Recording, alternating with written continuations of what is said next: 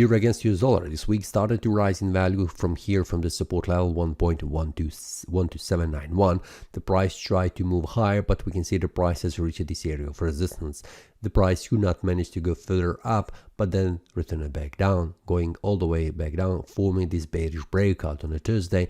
And on a Friday, we can see the price could not manage to return back above this area of resistance, but continue to lose its value, coming very close to this area of support around 1.118. Weekly time frame shows me that we currently have a bearish candle, and the bearish candle with the large wicks on the upper side and the wick on the lower side, which means there is a fight between the buyers and the sellers, and also the buyers and the sellers are not allowing the price to go in any of the directions easily, but we can see that the bears are much stronger because the wick has closed as a bearish candle. Monthly time frame shows us currently we have a small bearish candle, but the month is just started, so we cannot make any conclusions. But very important that the support level for the price will be here, this one 1.11849, before reaching the next one, which will be also a very important one, 1.10. So for now we'll see on the weekly time frame and the daily how this looks, but we'll see that the weekly time frame also has this area of support 1.11849 as a very important one. So also the daily time frame shows us the same scenario. What we can expect for the next week? Well, currently what I can see, it is a bearish oriented, because I have this bearish breakout going below this area of support, and it is validated with the next candle.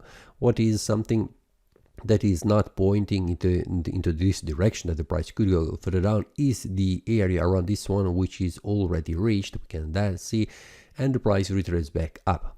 But just in case, what happens is on the Friday, when the price forms a strong bearish or bullish momentum, on the Friday the price tends to move in the opposite direction. This is the case after the price has formed this bearish break on a Thursday. The traders has gone outside of their trades around this area of support, and this has triggered also a retrace for the price to the next resistance level. But what is important is that the price did not manage to return back above, which means there is no bullish strength for the price to push the price above.